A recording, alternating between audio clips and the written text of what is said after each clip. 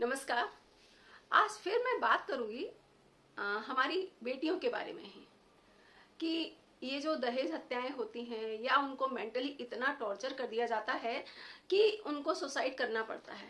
आपने कभी सोचा है कि इसकी शुरुआत कब से होती है? इसकी शुरुआत उस दिन से होती है जब बच्ची पैदा होती है और जब वो छोटी होती है। कन्याएं या देवियां, कन्या पूजन अब हमारे देश में बहुत होता है, लेकिन आप मुझे सिर्फ एक बात बताइए कि जिन छोटी छोटी कन्याओं को देवियां मानकर पूजा की जाती है, वही जब कन्या युवती बनती है तो उसके साथ रेप क्यों किया जाता है? सामूहिक दुष्कर्म क्यों किया जाता है? बचपन में जो कन्या थी तो बड़े होके तो उससे और देवी बन जाना चाहिए। छोटी देवी थी वो, तो बड़े होके तो उससे बड़ी देवी बनना चाहिए ना।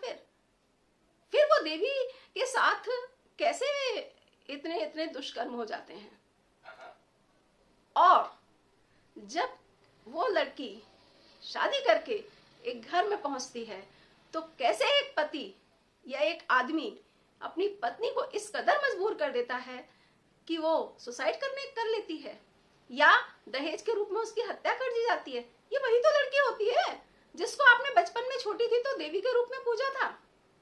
फिर उसके साथ इस तरह के वारदातें या इस तरह की वाक़े क्यों होते हैं? आप कन्या को देवी मानकर उसकी पूजा करना शुरू करते हैं ना, उस दिन ही एक अनदेखा, अनजाना, इनडायरेक्ट भेदभाव लड़का और लड़की में आप पैदा कर देते हैं।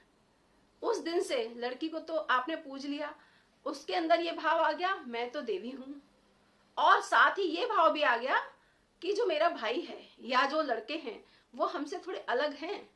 उसने उसी दिन से इस चीज को एक्सेप्ट कर लिया कि मैं इनसे कुछ अलग हूँ, एक समान नहीं हूँ। उधर लड़कों ने ये एक्सेप्ट कर लिया कि मैं इनसे अलग हूँ।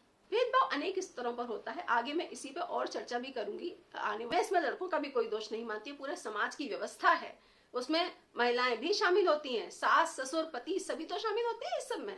आज मिलते हैं एक नई सी सोच के साथ, नए से विचारों के साथ। तब तक के लिए नमस्कार, बाय बाय।